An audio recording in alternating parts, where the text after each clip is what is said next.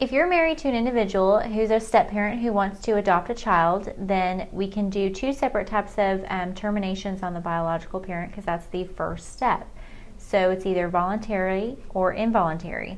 Voluntary termination, they would sign what's called an affidavit of voluntary relinquishment of their parental rights, and it contains a waiver of service within it, which means that they would not have to be served formally by a process server. And then that would be on file with the court, and that would be basically what we call our easy adoption process.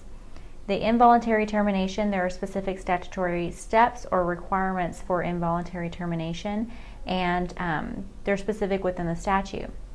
The next step in adoption, once you file it, you either, if you're going to have the bio parent served, we'll have to do that.